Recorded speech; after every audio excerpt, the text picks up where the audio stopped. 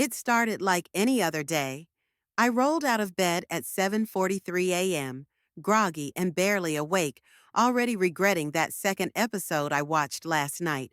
My cat, Oliver, was meowing like the world was ending, even though his food bowl was half full. Typical.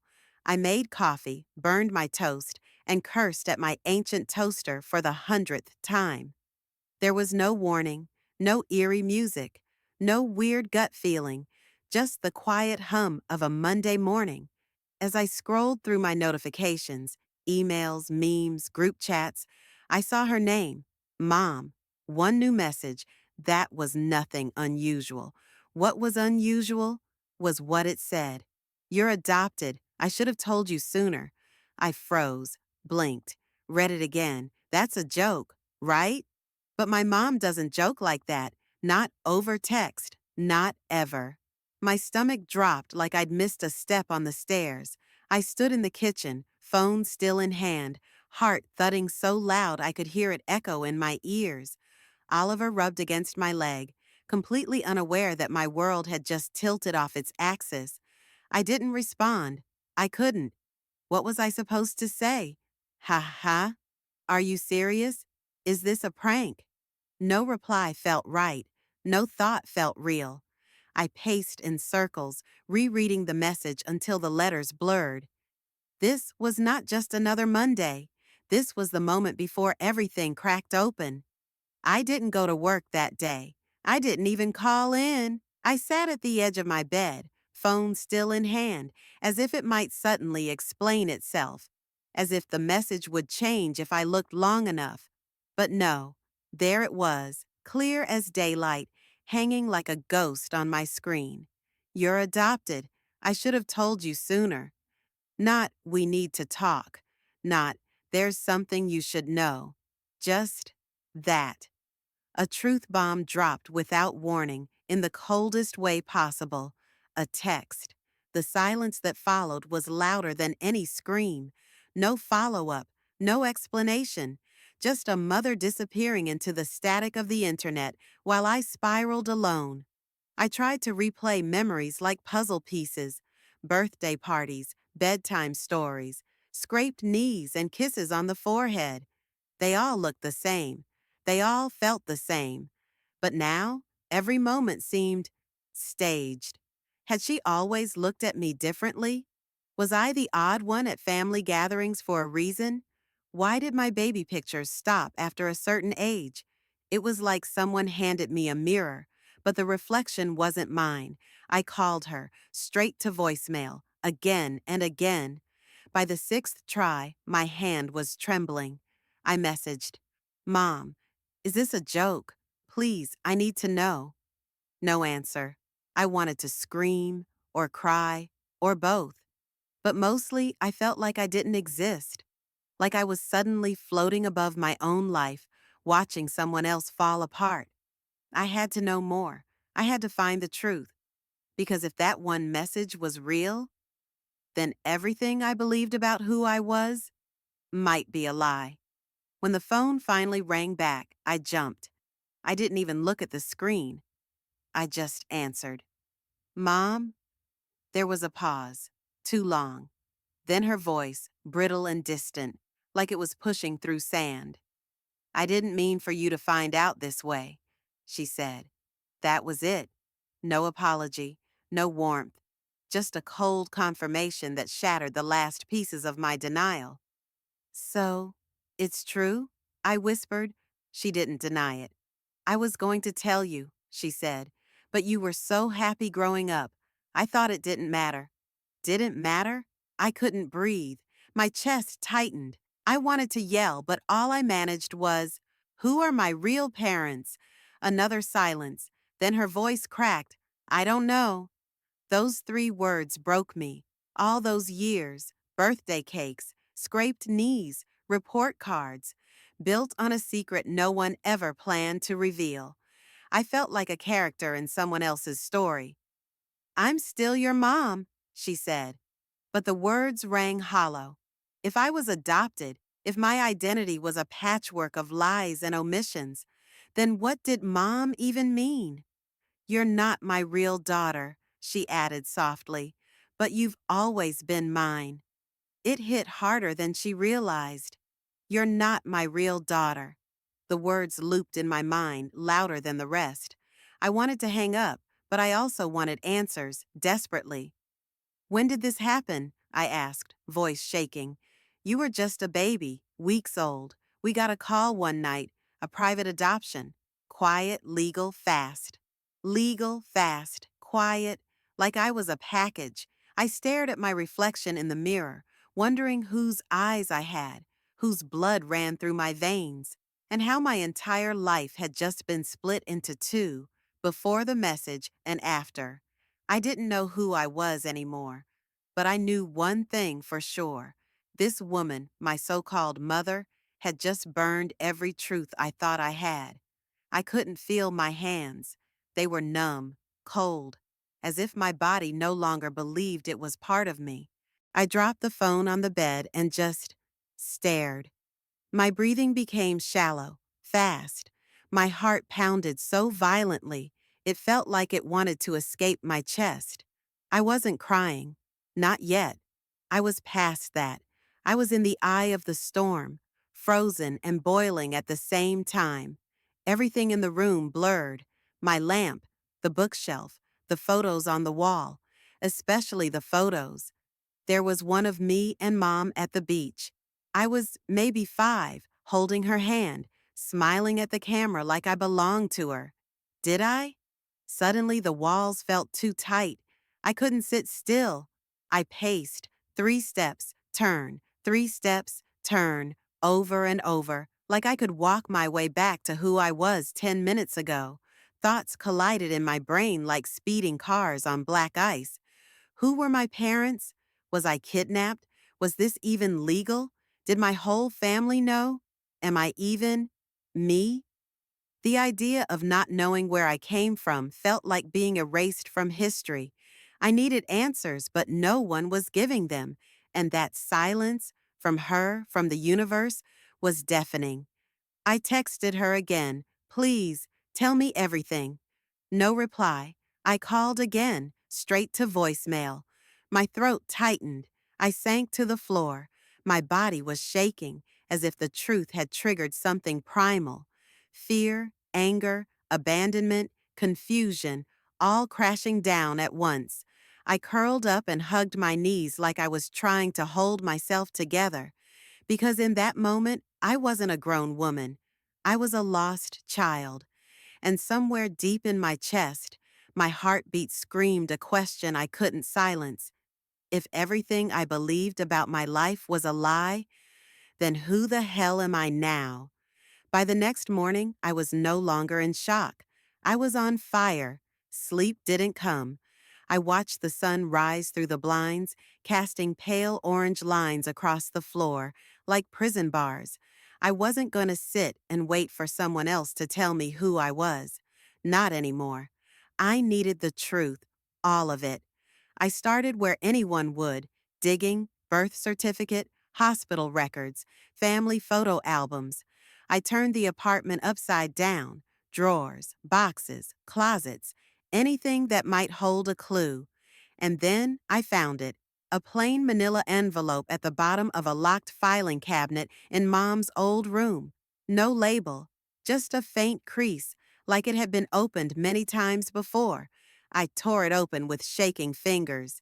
Inside, a few hospital forms, a baby photo I didn't recognize, and a signed document titled Private Adoption Agreement.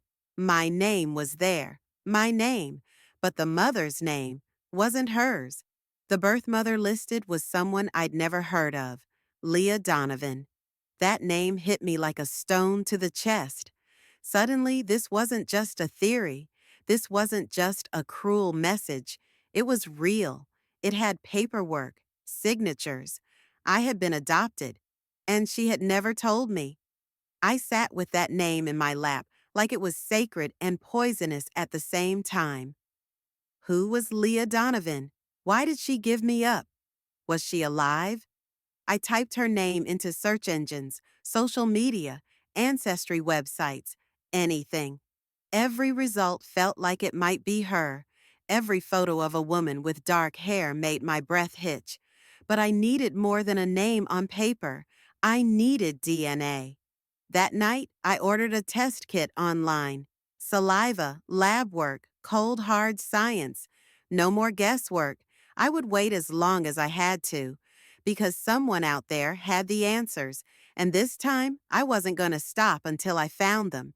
I hadn't stepped into Mom's walk-in closet in years.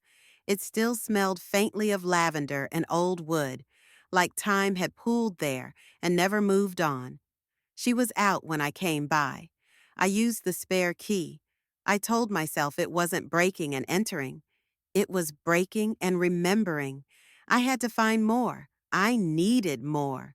The closet was stuffed to the brim, purses she hadn't touched in decades, shoeboxes labeled by year, a pile of holiday wrapping paper taller than me.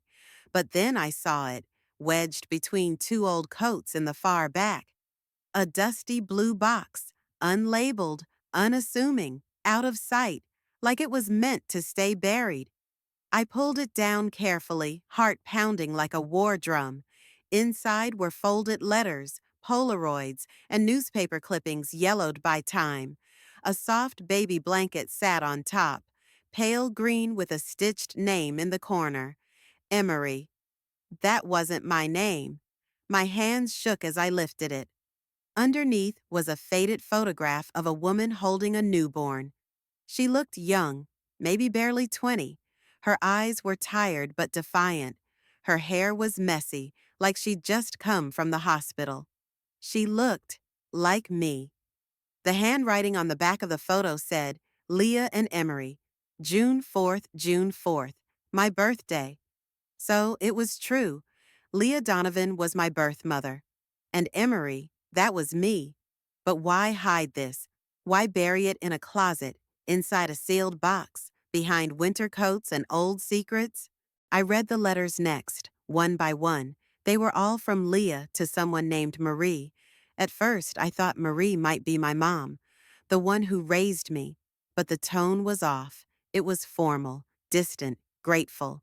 Like Leah had handed over her child to someone she barely knew, and then tried to pretend it didn't hurt.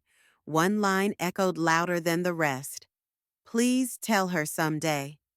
Let her decide what this truth means. But she never did.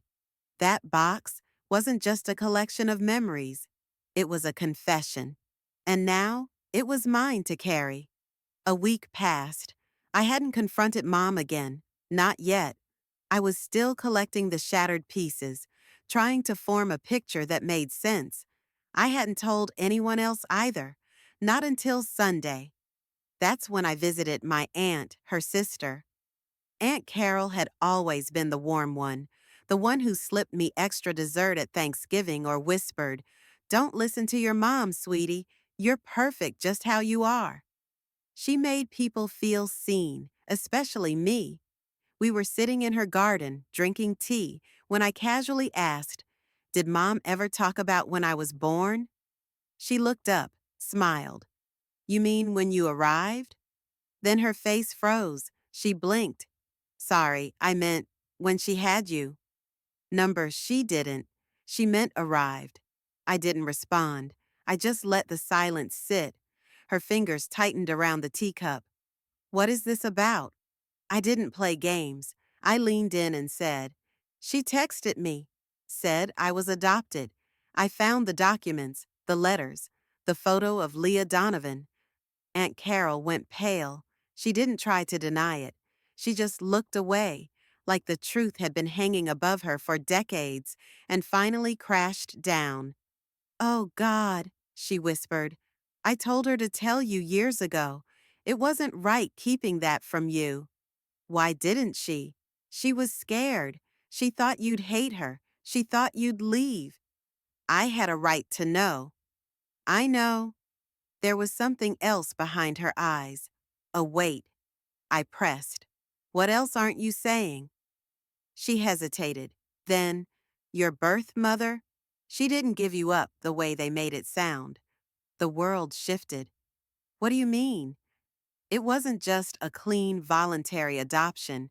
There was pressure, complications. Your mother didn't have a choice.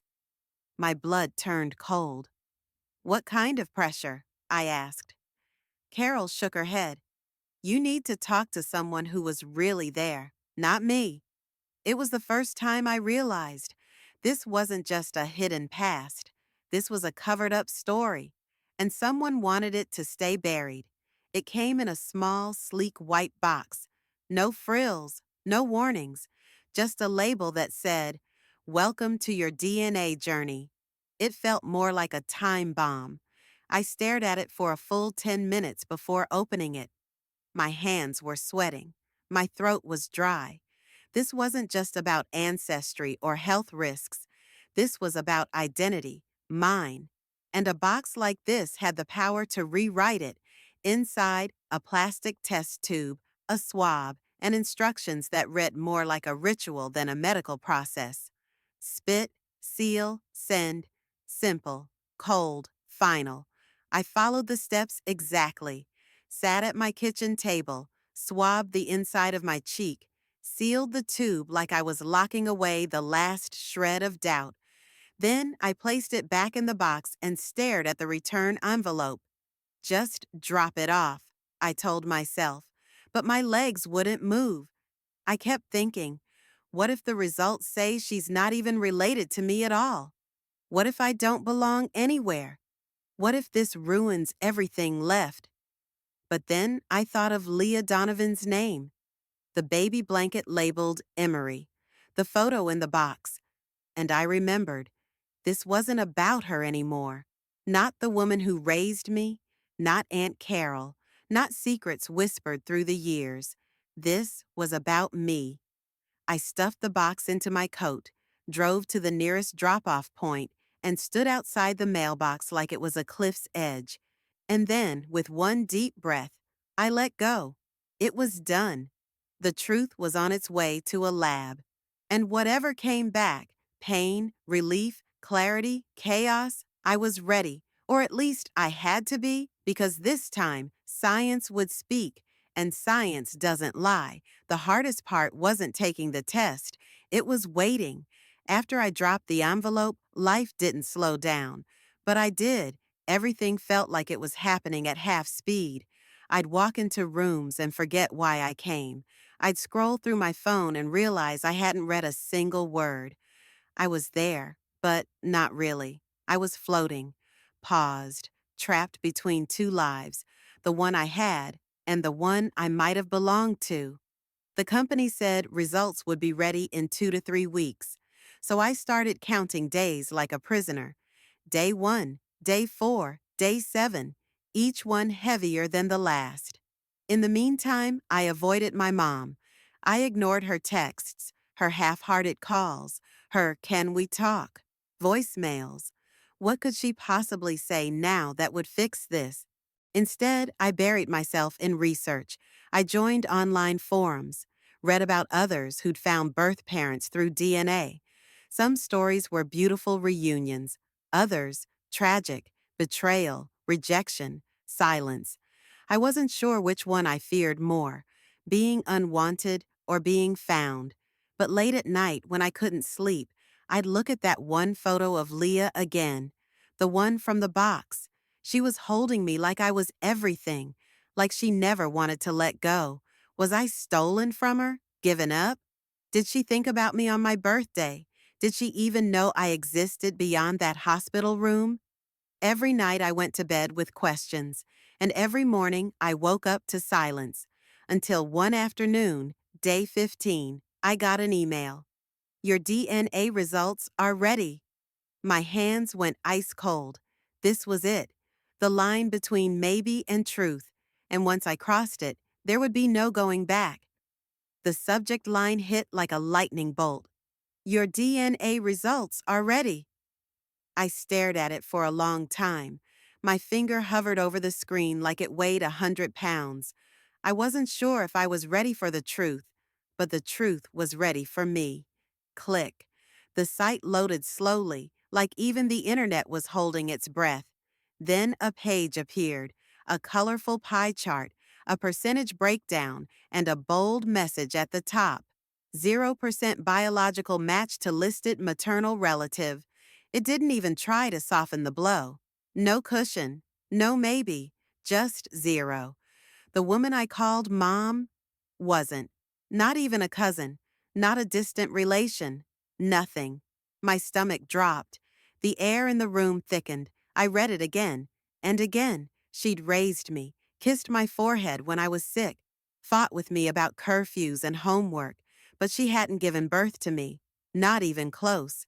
Below that was a list, possible biological matches, and there, under parent-child relationship probability, 99.98%, was a name I recognized instantly.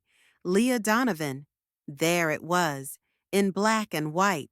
The woman from the photo, the one from the letters, the one who had disappeared from my life before I could form a single memory. My birth mother. No longer a maybe, no longer a question. She was real, alive, and now I had proof. I scrolled through the other matches. A woman named Samantha Donovan popped up, a potential half-sister, a few second cousins, distant relatives, a family tree starting to bloom in pixels and percentages. It was overwhelming, like opening a door to a house I didn't know I owned, only to find 100 voices inside calling my name. I sat back, let it sink in. This wasn't just a result, it was a resurrection. The past had been buried, hidden, denied, but it didn't stay dead. It came back with numbers and names. And now I had a new mission. Find Leah, find the truth, face what comes next. 0%. I kept staring at that number, like if I looked long enough, it would change. That maybe the system had glitched, that the internet had made a mistake, but it didn't change. The woman who raised me wasn't my mother. Not biologically, not genetically, not in the way she had let me believe for over 2 decades. I sat in total silence, no music, no TV, just the sound of my heartbeat crashing in my ears and the hum of the fridge in the kitchen. I wasn't angry, not yet. I wasn't even sad. I was empty, like someone had taken a scalpel to my soul and carved out everything I thought was real. Everything started replaying in my head like a horror montage. Family dinners, school plays, sick days, her smile, her arms, her voice saying, "I love you, sweetie." What did any of it mean now? Was it still love if it came wrapped in a lie? And the worst part was, she knew. All this time, she knew. And she chose silence. She chose to send the truth as a text message. My hands trembled as I picked up my phone. I opened our last conversation. Her message still sat there, unread for days. "You're adopted. I should have told you sooner." That was all she gave me. I typed and deleted at least a dozen replies. Everything I wanted to say came out messy, furious, broken. In the end, I didn't send anything. Not yet. Because for the first time in my life, I wasn't sure what I wanted from her anymore. An apology? An explanation? Closure? Or maybe nothing at all. I turned my attention back to the DNA page. There it was again, Leah Donovan, 99.98%. She was out there, and as much as my world was crumbling, another one was starting to rise. Unfamiliar, terrifying, but real. So I wiped my tears, straightened my back, and whispered to myself, "Okay then, let's find her." Leah Donovan, a name that used to mean nothing. Now it felt like a drumbeat inside my head. Who was she? What kind of woman gives up her child? Or had she even wanted to? The DNA site offered only basic info: age, region, and a few matches connected to her. No contact details, no photo. But I had the old letters, the handwriting, the return address from 2 decades ago. I knew it was a long shot, but it was something. I searched everything: public records, social media, missing persons databases, genealogy boards. The name Leah Donovan wasn't exactly rare, but something about it felt hauntingly specific, like it was waiting to be found.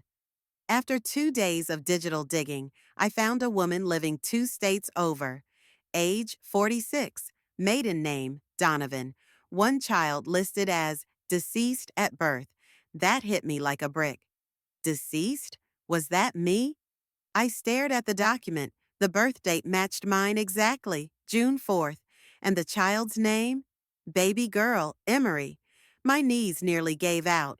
I wasn't just adopted, I had been erased. Whoever wrote that record declared me dead. On paper, I didn't exist. It wasn't just abandonment, it was a cover up, a silencing. Why? Had Leah been forced to give me up? Was she told I had died? I didn't know which possibility scared me more, that she chose to leave me, or that she never had a choice. I found a mailing address, no email, no phone number, just a quiet street in a town I'd never heard of. I copied it down. My fingers trembled as I held the pen. I was terrified. What if she didn't want to hear from me? What if she had another life now, a family, kids, peace, and my reappearance would destroy it? What if I reopened a wound she had spent 25 years trying to forget? But the question burned hotter than the fear. What if she still loved me? What if she never stopped? There was only one way to know. I wrote the letter, and for the first time since this nightmare began, I ended it with something I didn't expect. Hi, Leah. My name is Emery. I think I'm your daughter. I stared at the envelope for hours before I finally dropped it in the mailbox. No return address. Just her name, her street, a few trembling lines on a page that might change both of our lives. It felt like sending a flare into the night sky, not knowing if anyone would see it or care. The next few days dragged like wet cement. I checked my mailbox every morning like a ritual. I turned on my phone expecting a call that never came. I reread my letter 100 times, wondering if it was too much or not enough. Then, on the 6th day, something appeared. A white envelope, no name, no postmark, just there. Inside was a note, handwritten, simple. If this is real, if you're really Emery, I've been looking for you all my life. Please call me. Leah. Attached was a phone number. My breath caught in my throat. She knew, she remembered me, and more than that, she wanted to know me. I stared at the digits, my hands sweating, my heart beating so loud it felt like it would burst through my ribs. How do you call someone who gave birth to you? What do you say to the woman who shaped your existence, even in her absence? I dialed. It rang once, twice, 3 times. Hello? Her voice was soft, like a memory half awake. Leah? Pause. Then, Emery? The moment cracked something open inside me.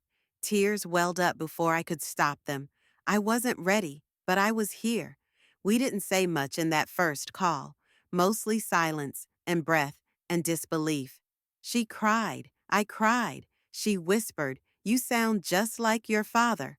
And I didn't even know what to do with that. She asked if I was okay. I said I didn't know. She asked if I hated her. I said, "I'm trying not to." Then she said, "Can I meet you?" It was a question I thought I'd never hear. From a stranger, with my voice, with my face, and without hesitation, I said, "Yes." The night before meeting Leah, I didn't sleep. I kept pacing, staring at the mirror, rehearsing things I wanted to say, but every sentence felt too small. How do you greet the woman who brought you into the world, then vanished? I drove 4 hours the next day. It felt like crossing into another version of reality. I kept checking my reflection at stoplights, wondering if she'd see herself in me, if I'd feel like I belonged for the first time. She lived in a modest house at the edge of a quiet street, a red door, wind chimes, a flower pot with cracked paint. Everything about it said ordinary, but nothing about what was happening felt that way. She opened the door slowly. We locked eyes. She gasped, and then she hugged me like her heart had been holding its breath for 25 years. We cried a lot. She held my face and whispered, "You look just like I remember." I didn't have words, only questions. So many questions. We sat down. She made tea. Her hands trembled. She told me everything. That she had me when she was 19, that her parents pressured her into giving me up, said they'd disown her, leave her with nothing. She wanted to keep me. She begged. But they forced her to sign the papers. They told her I'd be adopted by a loving family. They told her I'd never want for anything. They told her I had died.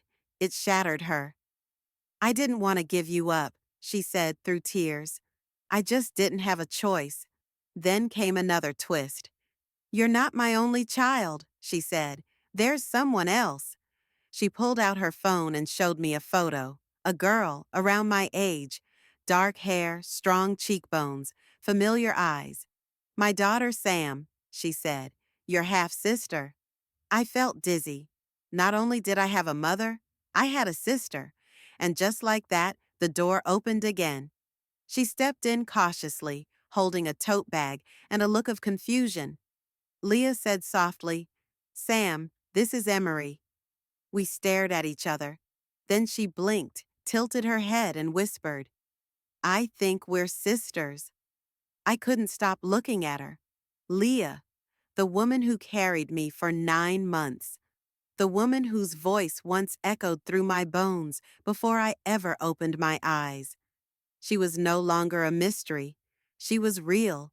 Laugh lines, shaky hands, and a deep sadness that never quite left her eyes. We sat on the porch after Sam went to bed. The stars were out. The silence between us wasn't awkward. It was sacred.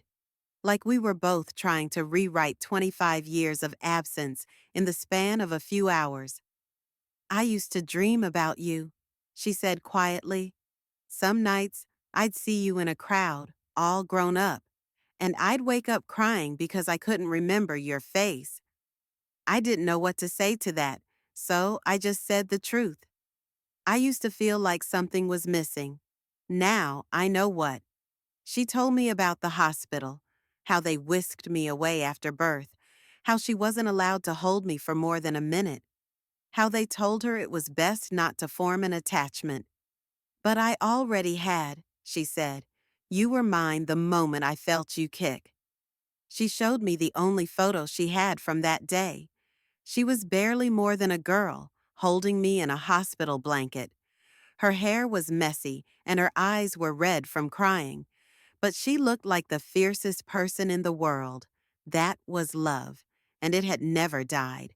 We talked for hours about her life, about the years she spent wondering if she'd ever get another chance, about the letter I wrote her, the one she read over and over until the edges frayed. "I thought you might hate me," she whispered. "I didn't even know you," I said. "But I think I always felt you." There's a bond between birth mother and child that lives somewhere deeper than memory. And sitting there, under the stars, I felt it reconnect. Not all the way, not perfectly, but enough. She reached over and took my hand. Hers was warm, familiar in a way that made no sense, but felt completely right. And for the first time in my life, I said it out loud. "I'm glad you're my mom." The next morning, I drove home in silence. The air felt different, heavier but clearer, like I had just climbed out of a cave and could finally see the sky. But my legs were still shaking. I had a mother again. I had a sister. I had the beginning of answers. But I still didn't have peace, because while Leah had opened her heart, the woman who raised me had closed every door. No calls, no messages. No explanations beyond that one cold text. She knew the truth. She had the photos, the letters, the adoption papers. She knew who Leah was, and she chose to keep it from me for 25 years. Why? Was she afraid I'd leave her? Was she trying to protect me or protect herself? I sat in the driveway for nearly an hour before I finally got out. The apartment felt different now, like a place that didn't quite belong to me anymore. I opened the closet again, looked at the photo albums. There were baby pictures, sure, birthday parties, school plays, but none before age 1, none of the hospital, none of Leah. It was like my life had started mid-scene, the opening act torn out and burned. I finally dialed her. She picked up after 2 rings. Silence. Then, Emery. I took a breath. We need to talk. She didn't fight it. She just said, I know. We met at a small cafe, neutral ground. She looked older than I remembered. Or maybe just smaller, like carrying this secret had slowly folded her in on herself. I wanted to tell you, she said quietly, so many times, but every time I looked at you, I got scared. Of what? That you'd leave me, that I'd lose you. You never really had me, I said, not the way you pretended to. She flinched, but she didn't deny it.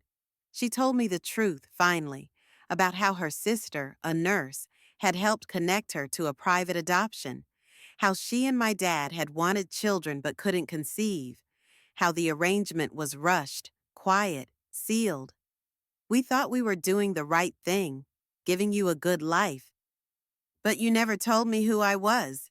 She looked at me with wet eyes. Because I was afraid if I did, I'd stop being your mom. And in that moment, I realized something painful. She hadn't lied to hurt me. She had lied to keep me. But a lie is still a lie. And some wounds don't heal with good intentions. It wasn't enough. Even after confronting her, after hearing her guilt, her excuses, her shaky voice whisper, I loved you like my own, something still didn't add up. She hadn't just raised me in silence. She'd rewritten the beginning, and I couldn't shake the feeling that someone, maybe more than one person, had helped her do it. So I went back to the source, the hospital where I was born. I called, explained I was adopted, gave them the date, the name Leah Donovan, my own name. Most places would have turned me away, but the receptionist paused, then asked, Are you requesting records under the Freedom of Information Act? I said yes. 3 weeks later, a thick envelope landed in my mailbox. Inside were medical files, check-in logs, and photocopies of old intake forms. Some redacted, some not. It smelled like dust and ink and truth. At first glance, it looked like routine paperwork. Mother's name, Leah Donovan. Admittance time, 2:14 a.m. Delivery, 4:09 a.m. Infant, female, full term, healthy. Discharge date, N.A. Wait, N.A.? I flipped through the next page. That's when I found the note. Sloppy handwriting, rushed, like someone wrote it in a panic. Infant marked as deceased on form, no physical confirmation. Transferred to third-party custody per private directive. File closed. I sat frozen. They had declared me dead. On purpose, without checking.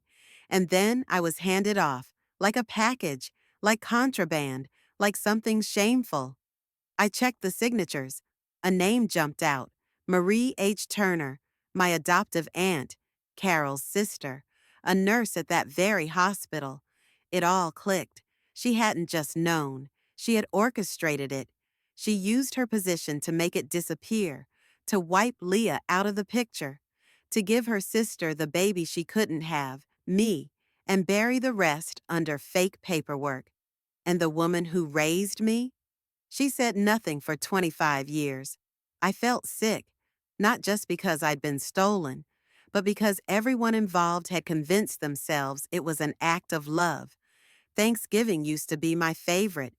Big table, too much food, laughing at old stories, arguing about politics, falling asleep to the sound of dishes clinking and someone snoring in the other room. This year, it felt like a funeral. Everyone was there: Mom, Aunt Carol, a few cousins, some of whom still didn't know what had happened. But I did. I knew everything, and the weight of that truth sat heavy between the mashed potatoes and the cranberry sauce. Carol greeted me like nothing had changed. "Emery, it's so good to see you." I gave her a smile. Tight, controlled. She didn't deserve more. My mother tried harder. She hovered, offered food, touched my arm like she wanted to rewind time. But there was no going back. The table was loud with stories, but my mind was somewhere else, reading that hospital note again in my head. Infant marked as deceased, transferred to third-party custody. File closed. I looked around. They were all laughing, eating, living, and they had let me be erased. At one point, a cousin asked, "So, Emery, how's work?" "Still writing?" I nodded politely. "Yeah, and digging up old records, too." The room fell silent for a moment. Carol looked up, eyes sharp. "Still on that?" "Still?" I echoed. "You mean the life you all pretended didn't exist?" Forks clinked. Napkins were folded quickly. Someone cleared their throat. But I didn't stop. "You helped take me," I said. "You lied on a file and made my birth mother think I died." My mom's face drained of color. Carol set her wine glass down slowly. "I saved you from a hard life," she said carefully. "We gave you love." "You stole my choice," I shot back. Silence. Then my mom whispered, "Can we please not do this here?" "Where then?" I asked. Because for 25 years, nowhere was the right place. I stood up. I wasn't hungry. Not for food. Not for their excuses. As I walked to the door, I turned back once. Family dinners would never be the same again, because now I knew what they were really built on: silence, guilt, and a girl no one thought would ever find her way back.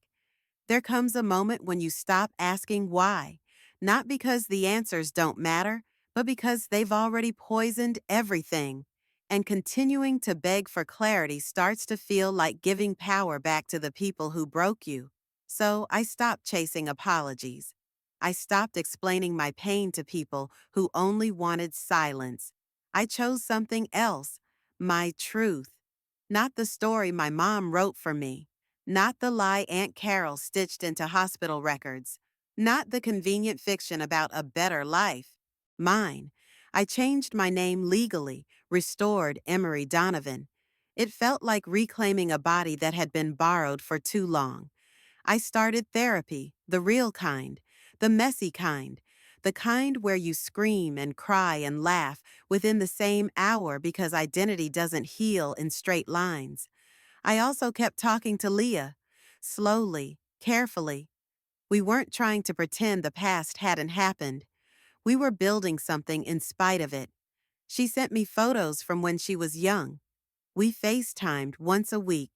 We even started sending letters back and forth, handwritten ones, because some wounds heal better in ink. Sam and I became something like sisters.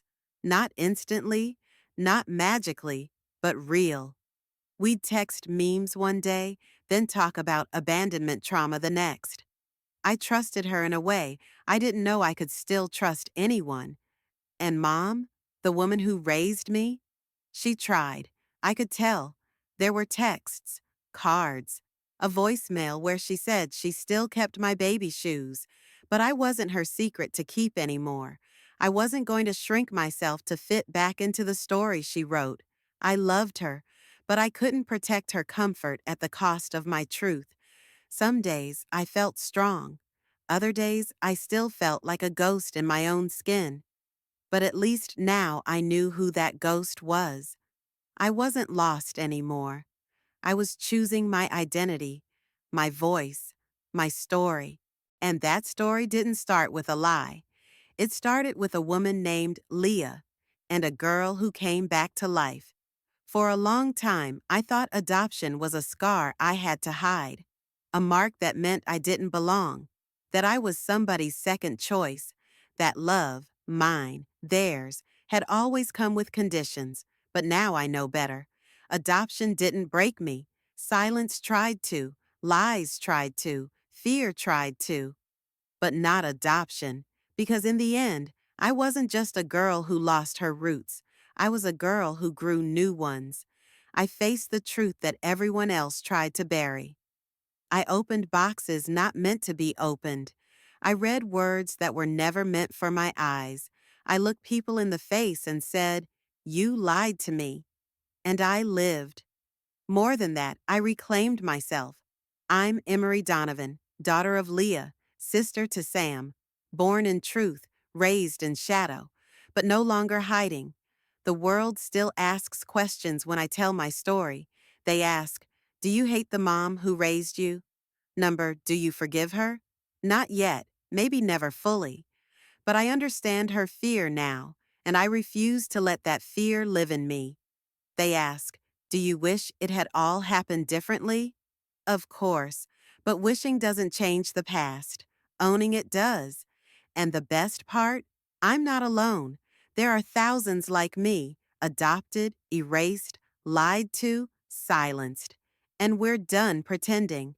We're telling our stories. We're rewriting the endings. Because this isn't a story of shame. This is a story of resilience. They tried to break me, but all they did was sharpen my edges. And now, I speak louder, I walk taller, I love deeper, and I live with fire in my chest and truth on my tongue. Adoption didn't break me, it made me fierce, on fire,